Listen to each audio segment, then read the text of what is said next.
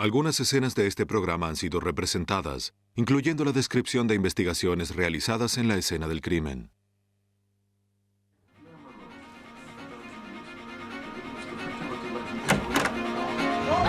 Un asesino en serie lleva la muerte de puerta a puerta.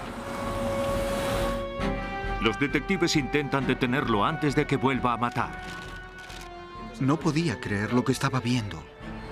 Descubren cadáveres en el norte de California. Los investigadores buscan un denominador común para estas demostraciones de crueldad inusual. Durante años, un cruel asesino ha estado desafiando a la policía matando víctima tras víctima. Hola. Se vuelve más osado con cada crimen, mientras las autoridades se desesperan por atraparlo. Los asesinos múltiples no se detienen por sí solos. Mientras aumenta su número de crímenes, los investigadores deben utilizar todos sus recursos para detener a estos asesinos en serie.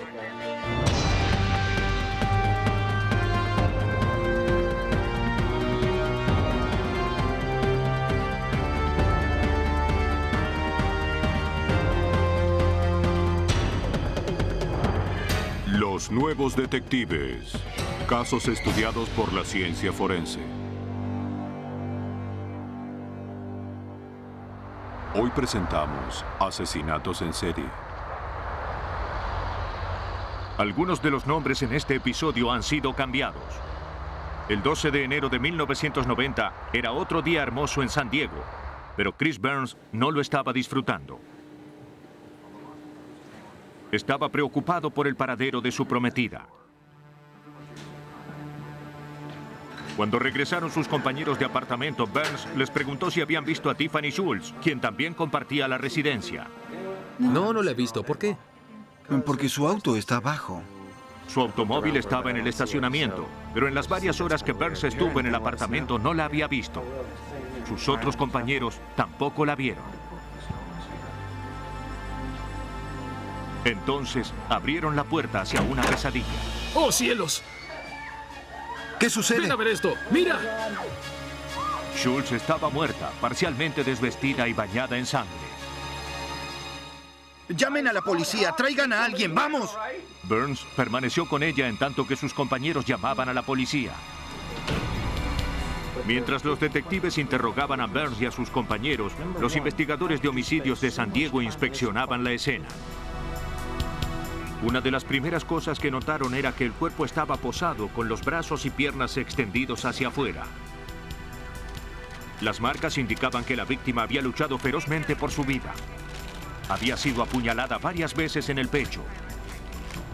No había señales de agresión sexual.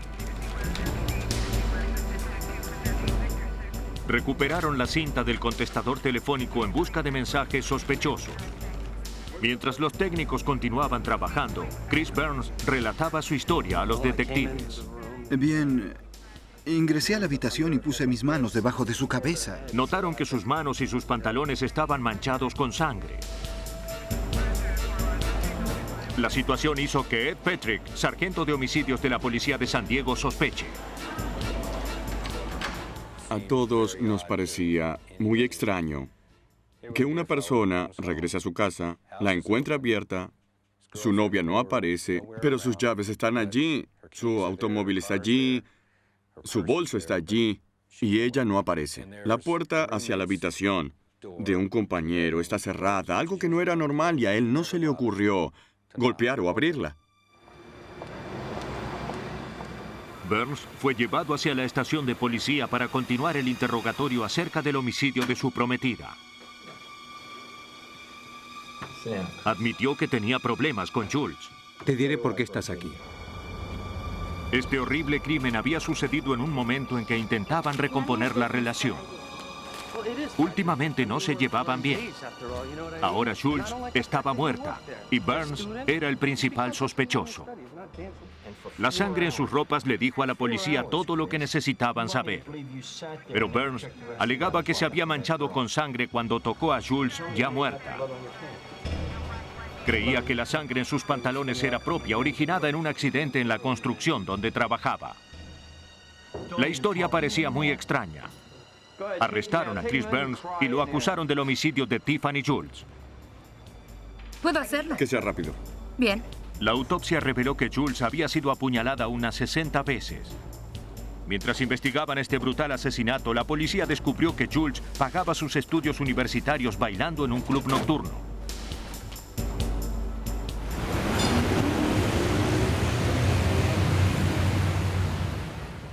¿Conoce a esta joven? Oh, sí. La encargada confirmó que la relación de Jules con Burns era tumultuosa. Le dijo a la policía que él no deseaba que ella trabajase allí. Usualmente discutían acerca de ello. Había transcurrido poco tiempo desde el último incidente. Las transcripciones de la cinta en el grabador contenían un mensaje de Burns disculpándose por haber discutido con su prometida acerca de su trabajo. La policía se preguntaba si había perdido la calma y el control una vez más.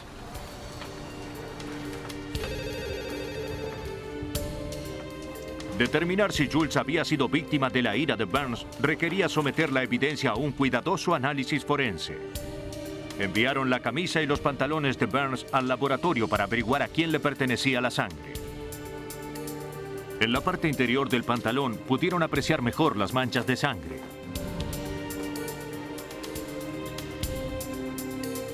Cuando los resultados fueron positivos, se efectuó la prueba de tipo ABO.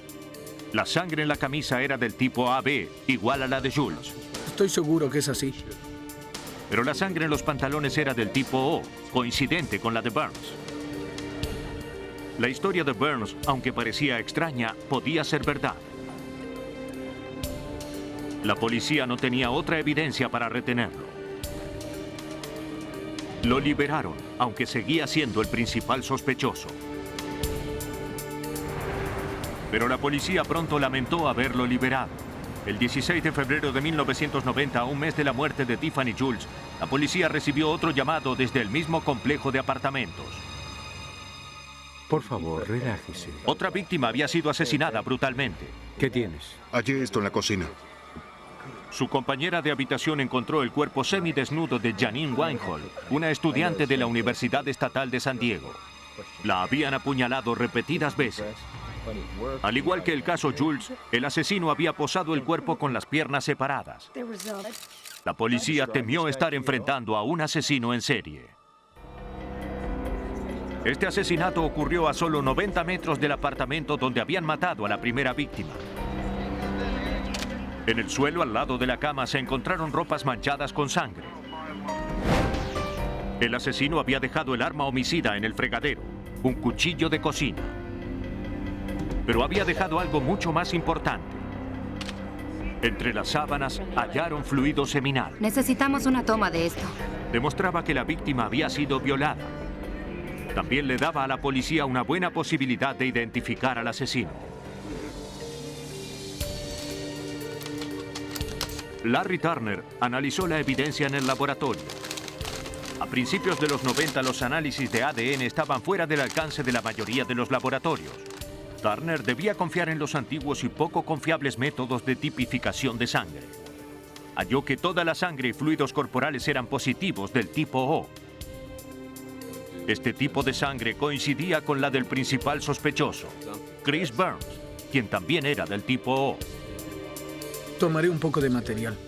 Para asegurarse, Larry Turner analizó los marcadores genéticos en la sangre de Burns y en las muestras de fluidos hallados en la escena del crimen. Los marcadores genéticos son proteínas heredadas que difieren entre individuos. Aunque se pueden compartir algunos, otros son más raros y permiten identificar a una persona. Los marcadores genéticos son confiables, aunque no tan precisos como el ADN. Turner halló que los marcadores genéticos del sospechoso, Chris Burns, no coincidían con las muestras tomadas en la escena del segundo crimen.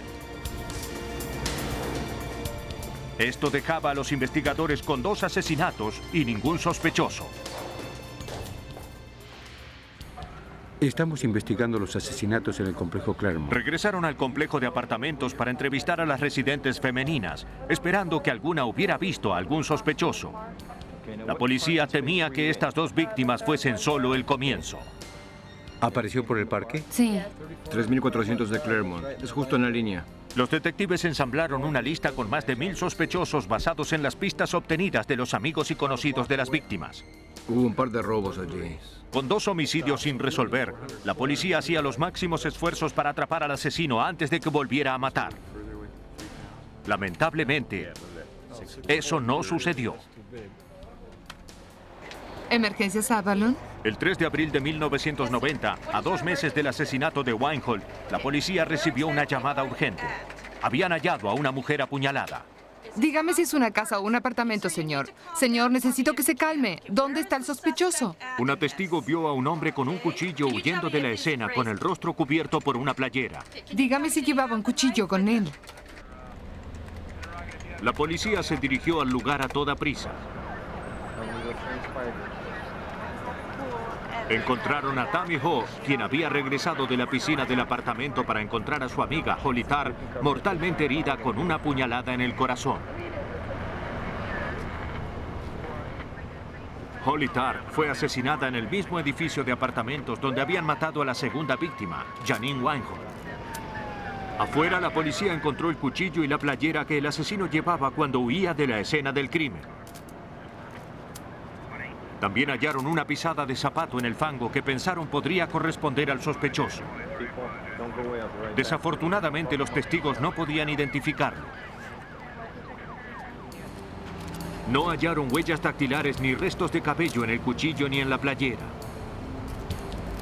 Luego de 3 asesinatos, lo único que los investigadores sabían era que todas las víctimas eran mujeres blancas de entre 18 y 21 años, abandonadas semidesnudas, con las piernas separadas y apuñaladas en el corazón. Todo lo que sabían del asesino es que podía ser afroamericano. Dado que los homicidios ocurrieron en un área de San Diego denominada Claremont, el criminal fue llamado el asesino de Claremont. Un depredador mortal, un asesino en serie, estaba suelto.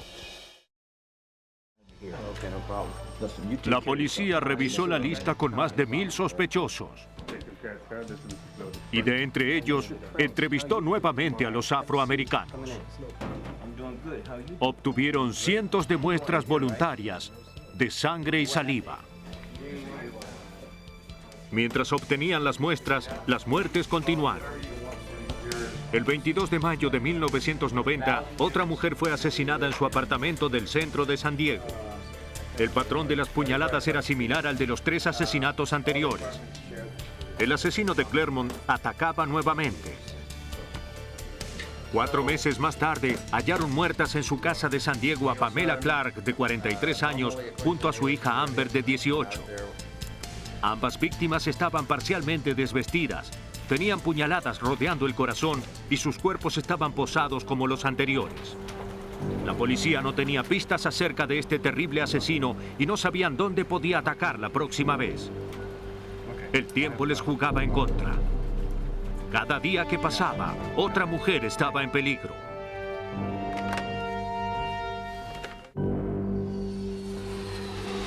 El asesino de Claremont desapareció por 5 meses, dejando a los investigadores en penumbras. La cacería se reanudó el 3 de febrero de 1991, a más de un año desde la primera muerte. Linda Parker, de 23 años, estaba a punto de ingresar a la ducha cuando escuchó ruidos que provenían de la puerta del frente.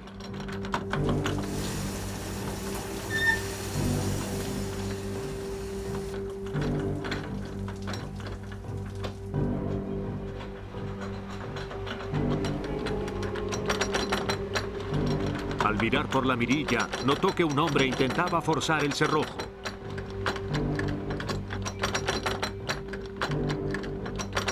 Linda Parker huyó por la puerta trasera.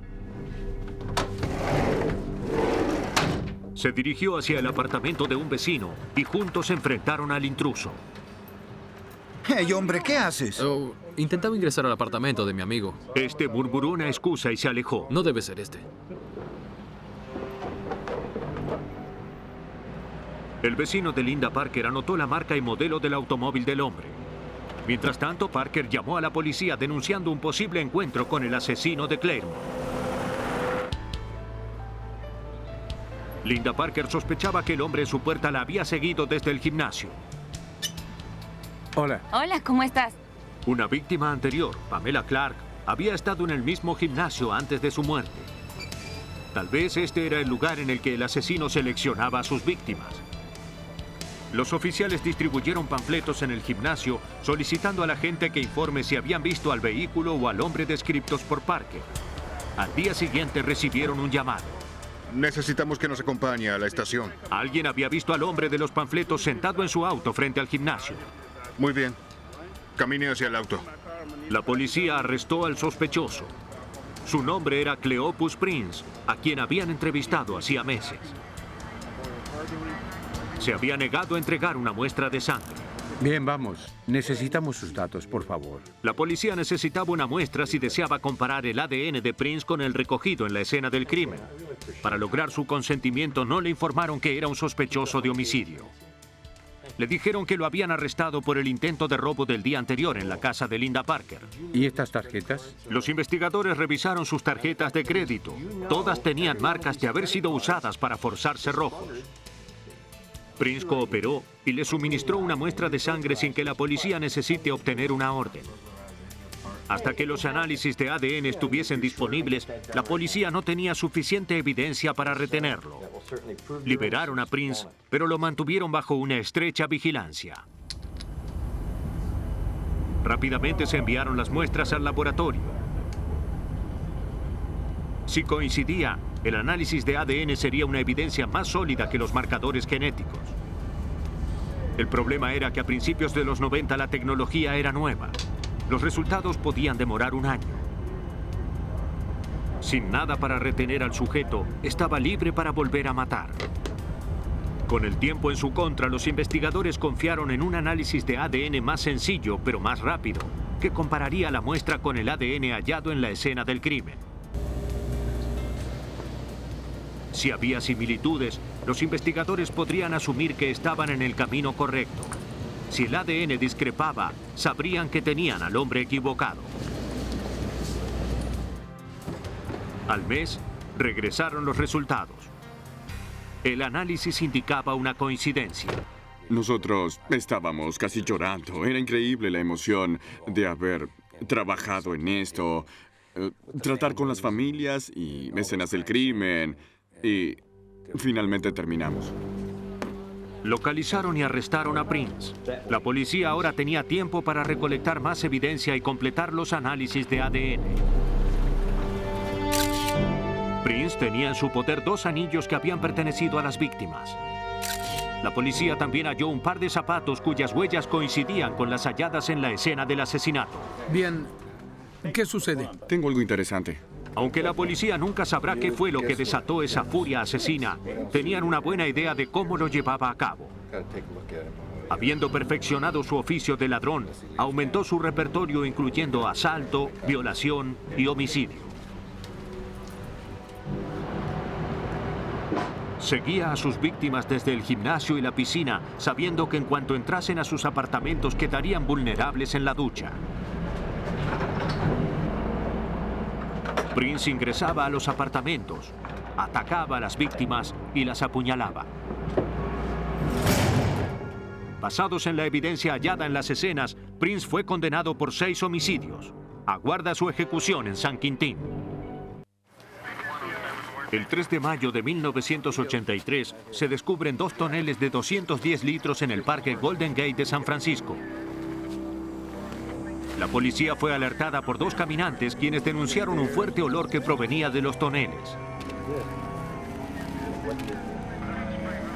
La policía sospechaba que podían contener restos humanos. Estaban recubiertos por plástico y sus tapas selladas con concreto.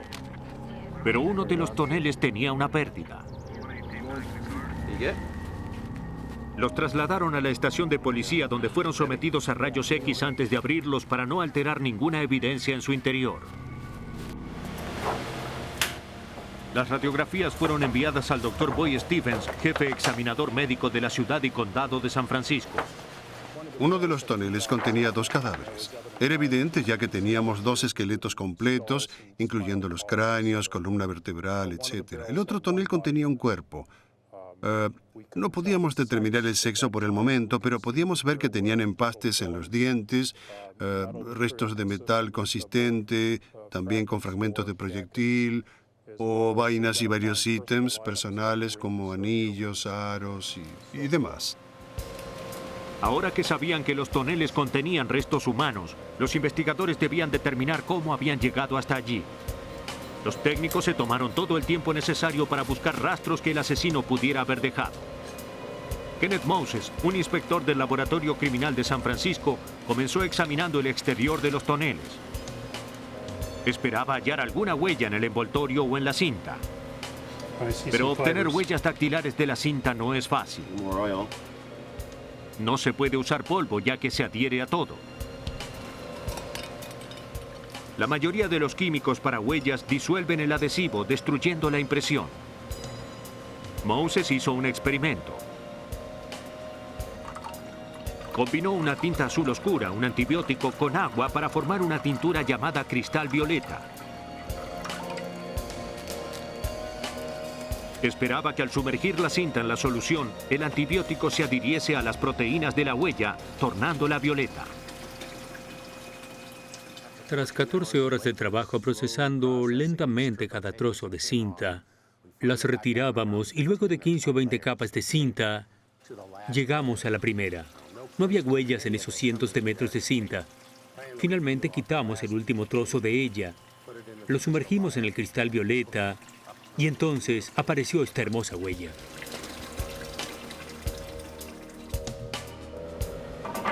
Un simple cristal de aumento reveló otro hallazgo crucial.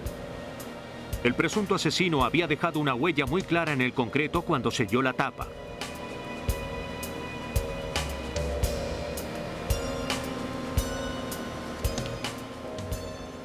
Prepararon y aplicaron con cuidado un polímero sintético sobre la huella.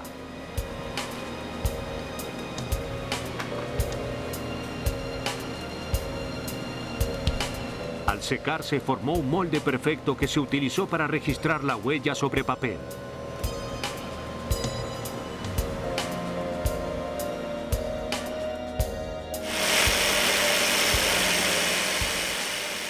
Luego de 4 días en que los investigadores recolectaron toda la evidencia posible del exterior de los toneles, estaban listos para abrirlos. Uno reveló los cuerpos desnudos de 2 mujeres que habían sido amarradas juntas.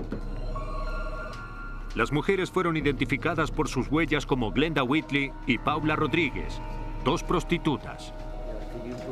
Rodríguez trabajaba para Thomas Michaels, identificado como el hombre vestido en el otro tonel. Cada uno había recibido un disparo en la cabeza. Identificaron a las víctimas, pero la identidad del asesino seguía siendo un misterio. La policía habló con los amigos de las víctimas, pero nadie pudo aportar datos acerca de quién podría haber hecho esto. Los investigadores verificaron las huellas, pero no obtuvieron coincidencias. A 3 meses del descubrimiento de los toneles, un conductor en el condado de San Mateo, en las afueras de San Francisco, se enfrentó con una situación similar en un camino rural.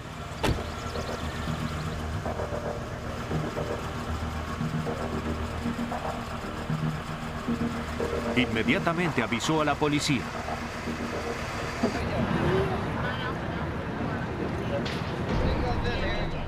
Los llevó hasta el cadáver de una mujer que parecía tener un disparo en la cabeza.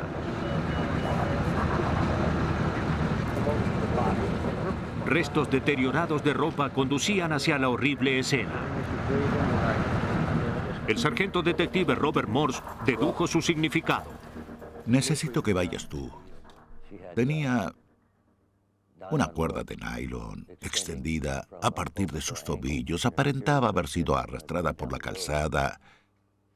Y luego medimos la distancia y resultó que la arrastraron unos 3 kilómetros aproximadamente.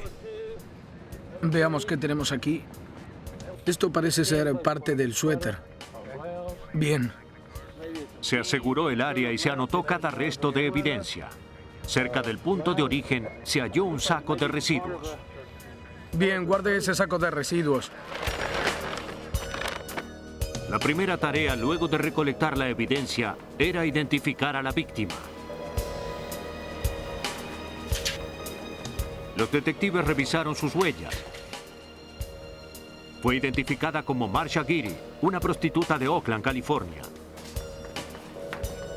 Ahora que la policía sabía su nombre, la próxima pregunta era: ¿cómo murió?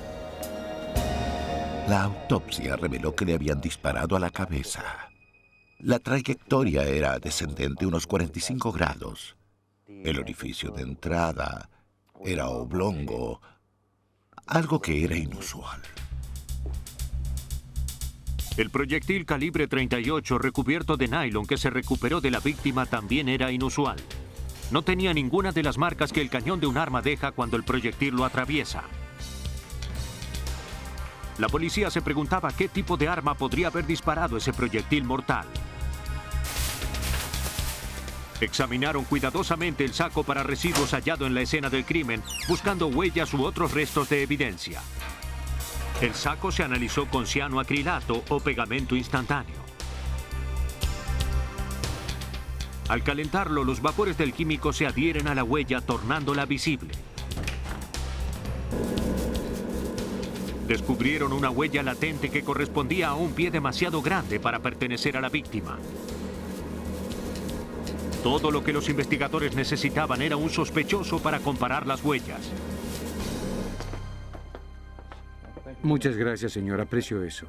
La policía interrogó a los amigos y familiares de Marsha Geary para averiguar dónde estuvo y con quién se había relacionado. Su padre dijo que la última vez que la vio, le solicitó dinero. Le dijo que intentaba hallar un trabajo y le pidió ayuda para conseguir un automóvil. Por favor, por favor, por favor, prometo que lo regresaré. Lo prometo. La policía también descubrió por sus amigos que planeaba pasar el fin de semana con un hombre. Gracias. Gracias. Su identidad Debo irme. era un misterio. Adiós.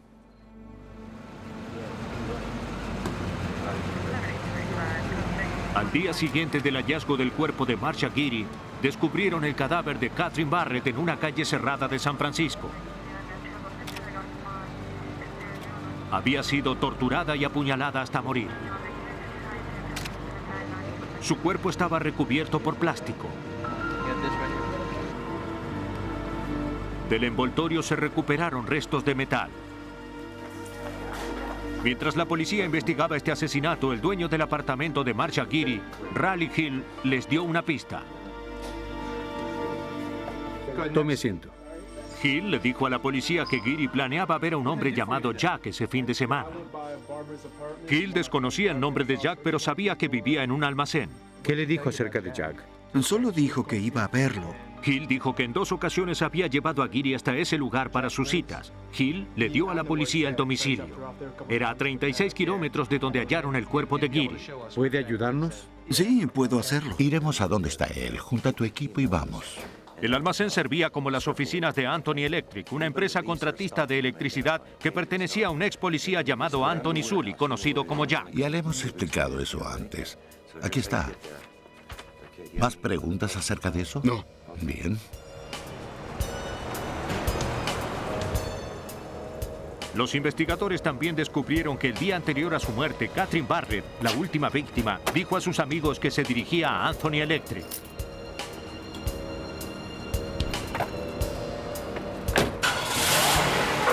Las noticias generaron nuevo interés. La información les permitía obtener una orden de registro del almacén. Estaba a punto de descubrir la horrible verdad acerca de Jack Sully.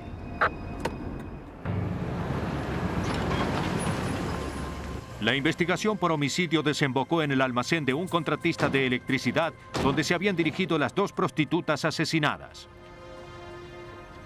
Boyd, George, William, Sam, cambio.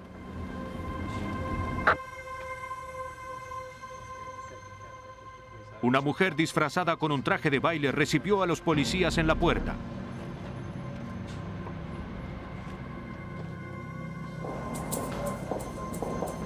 Los llevó hasta un pequeño apartamento en la parte de atrás del almacén. Entre los desechos y restos de drogas, la policía enfrentó a un desorientado y semivestido Jack Sully. ¿Qué tiene eso de malo? No he lastimado a nadie. En una inspección preliminar del apartamento y el almacén, la policía halló evidencia importante, incluyendo un revólver sin cañón. Contenía proyectiles recubiertos de nylon. Los proyectiles eran similares a los que habían matado a Marcia Geary. Arreste a este hombre. ¿Por qué? Un revólver sin cañón explicaba la extraña forma oblonga de la herida en la víctima, ya que el proyectil sería inestable y giraría en lugar de avanzar en línea recta. Lo están interrogando. Si no puede costear un abogado. Arrestaron a Jack Sully acusado de asesinar a Marcia Geary. Adelante, alguacil. Tráigalo por aquí. El almacén era ahora la escena de un crimen. Se realizó una investigación forense exhaustiva. Entre los hallazgos se recuperaron restos de metal y cuerdas de nylon similares a los hallados en las escenas de los crímenes. Los investigadores también hallaron sangre. Mucha sangre. El almacén parecía ser una sala de horrores. Una mazmorra para actos pavorosos de tortura y crueldad. Una vez que pusieron a Jack Sully tras las rejas, la policía comenzó a interrogar a sus conocidos para averiguar acerca de él. Descubrieron que se jactaba de haber matado a 3 personas, colocarlas en toneles y arrojarlas en el parque Golden Gate. Ahora que tenían un sospechoso en custodia, la policía podía comparar sus huellas con las halladas en los toneles del triple homicidio aún no resuelto. En cuanto recibió las muestras de las huellas de Sully, Kenneth Mose sabía el resultado. Miré esas huellas. Las conocía de memoria. Al minuto que vi las huellas de Sully supe que era nuestro hombre. Siéntese. Ahora pise allí. Eso es. Se acusó a Sully por la muerte de las víctimas halladas en el parque Golden Gate. La policía también tomó las huellas de sus pies. Las compararon con las obtenidas en el saco para residuos hallado donde el cuerpo de Marcia Geary había sido arrastrado. Las huellas coincidían. Finalmente, Jack Sully se enfrentó a una gran cantidad de evidencia forense. Los restos de metal hallados en su almacén coincidían con los encontrados en el cuerpo de su segunda víctima. El plástico que recubría al hombre en uno de los toneles de 210 litros coincidía con el plástico hallado en el camión de Sully.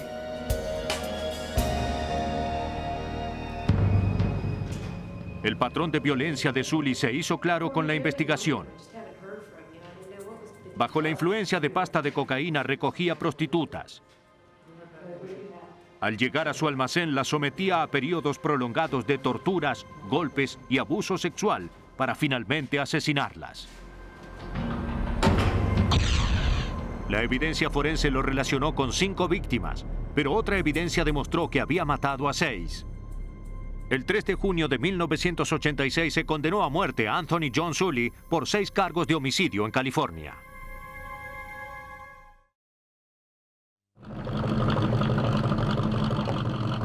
El 28 de junio de 1989, 2 trabajadores de la construcción se detienen para almorzar a un lado del camino en Riverside, California. Allí descubren el cuerpo de una mujer en el fondo del terraplén. Llamemos a la policía. Los oficiales y equipo forense de la policía del condado de Riverside responden a su llamado. La víctima estaba vestida con pantalones cortos y una camisa de hombre. Una toalla cubría su cuerpo. No poseía identificación. La autopsia reveló que la mujer había sido estrangulada. Una búsqueda en el archivo de huellas dactilares reveló que se trataba de Tara Biggs, una prostituta de 28 años.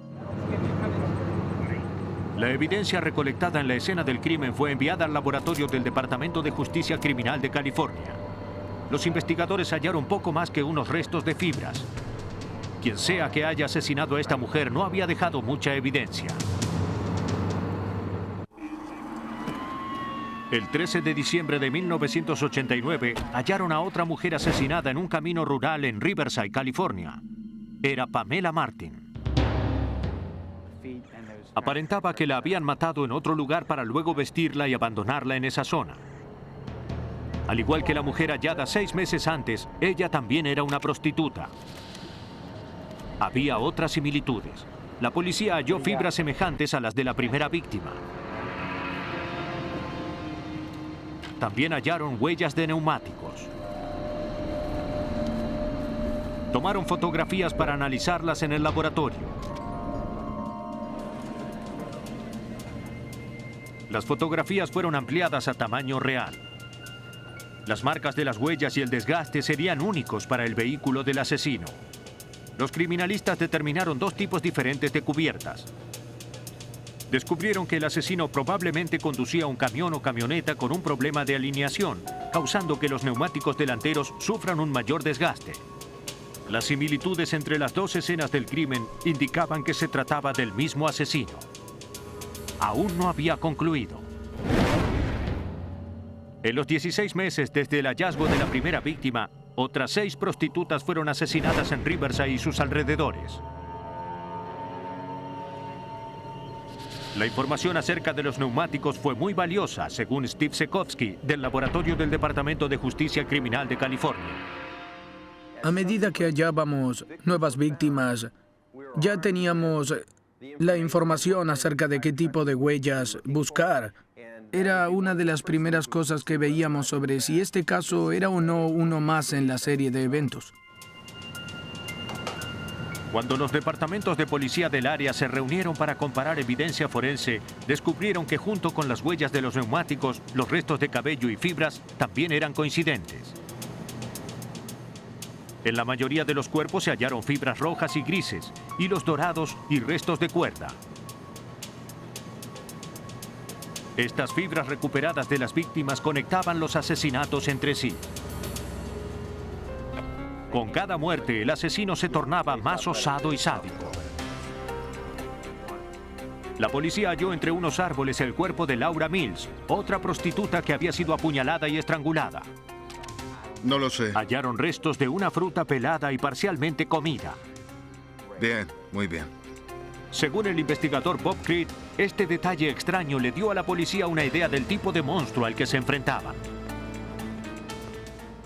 Había asesinado a esta persona, la había estrangulado y apuñalado para luego sentarse sobre ella y comer una fruta. Sentimos que esto nos decía algo acerca del perfil emocional de la persona que buscábamos. La policía no parecía estar más cerca de encontrarlo. Para 1991, 10 prostitutas habían muerto. Varias de ellas habían sido vestidas nuevamente y abandonadas en áreas rurales. Las únicas pistas acerca de la identidad del asesino eran las fibras, cabellos y huellas de neumático que dejaba. Sin sospechosos, la evidencia carecía de valor. Dado que las víctimas eran prostitutas y adictas a las drogas, la policía entrevistó a las mujeres que trabajaban en la zona roja de Riverside y Elsinore. Los hombres que frecuentaban estas zonas fueron investigados como sospechosos potenciales. Una mujer describió a un hombre que la había maltratado. Realizaron un dibujo a partir de su descripción. Fue distribuido, pero no surgieron pistas. Los investigadores esperaban tener mejor suerte buscando el vehículo del asesino. Los neumáticos habían dejado sus huellas distintivas en cada escena del crimen y el interior del vehículo podría ser el origen de las fibras halladas. Si podían localizar el vehículo, tendrían al asesino. En la escena de un crimen anterior, la policía halló la huella de un calzado de tenis de una marca conocida cerca de la víctima. A medida que los asesinatos continuaban, los forenses comenzaron a ver la misma huella. Seguían hallando las huellas del calzado de tenis, mostrando un mayor desgaste cada vez. Del mismo modo, las huellas de los neumáticos cambiaban, ya que los mismos se desgastaban en forma desigual y eran reemplazados. En enero de 1991, los detectives de las diversas agencias de la zona se unieron en un grupo de trabajo. En julio, sin poder vislumbrar un fin a los hechos, convocaron a un especialista en conductas para analizar las escenas y elaborar un perfil del asesino. Ya que los asesinos en serie rara vez matan fuera de su raza, el perfil lo describió como un hombre blanco de entre 35 y 40 años. El perfil elaborado por la policía junto a otros detalles fueron publicados por los periódicos. Parecía que el sospechoso también seguía la información, ya que su próxima víctima fue Tracy O'Donnell, quien murió apuñalada, estrangulada, esposada y mutilada. Aunque compartía ciertas similitudes con los casos anteriores, algo la hacía única. Era afroamericana. Tal vez supo que los asesinos en serie matan a su propia raza, así que salió, halló a esta prostituta negra y la mató. Parecía que lo hizo para demostrar que estábamos equivocados, que era él quien seleccionaba a las víctimas, que él tenía el control de la situación. El asesino permanecía anónimo, tornándose más temerario. A fines de 1991, sus víctimas aparecían a razón de una por mes. Habían descubierto a 19 prostitutas muertas y sin duda seguirían más.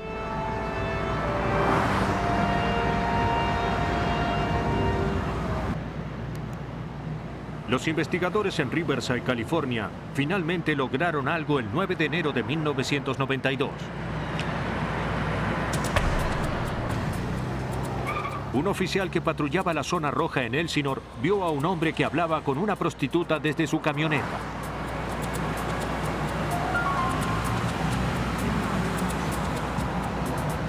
El hombre aceleró girando hacia la derecha sin poner luz de giro. El oficial detuvo la camioneta.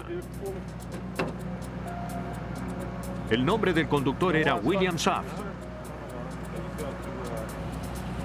El oficial pensó que la camioneta se ajustaba a la descripción del vehículo del asesino en serie. Notó que los neumáticos eran distintos y cada uno mostraba un desgaste diferente. Aquella noche, William Saff fue arrestado.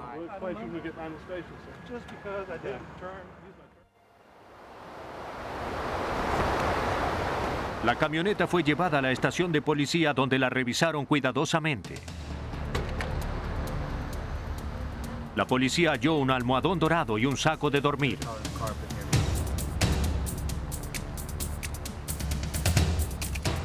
Miren. Hallaron un cuchillo ensangrentado a un lado del asiento del conductor. Los investigadores también hallaron un trozo de cuerda consistente con las fibras halladas en las víctimas.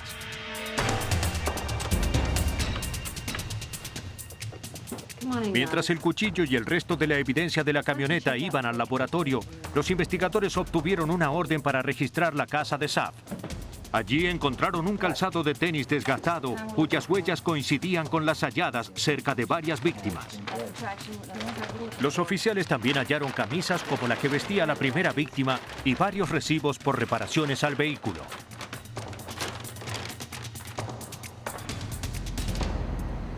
En el laboratorio efectuaron las pruebas de ADN sobre el cuchillo hallado en la camioneta de Saff.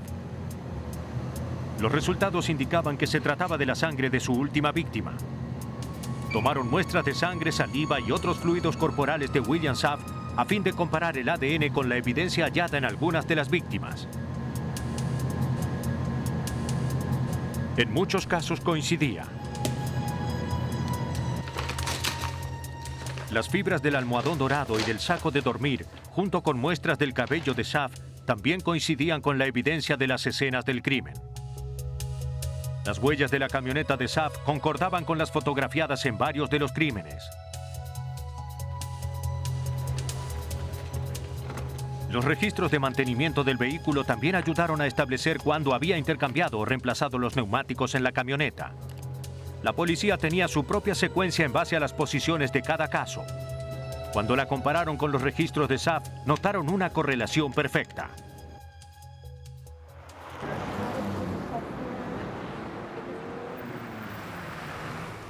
Los policías lograron establecer el patrón homicida de William Saff. Recorría las zonas rojas.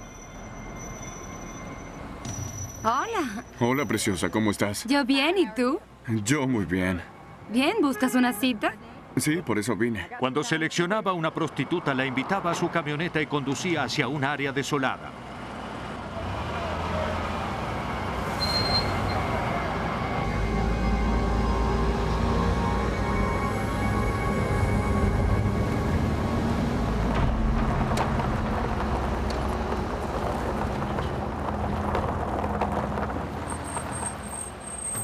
Reducía a sus víctimas amarrándolas para poder torturarlas y violarlas.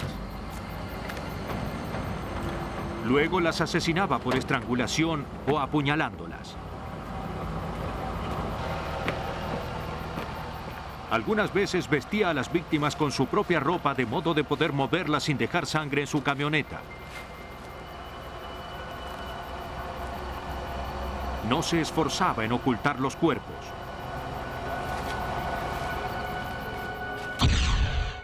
El 19 de julio de 1995 condenaron a William Schaff por los homicidios múltiples.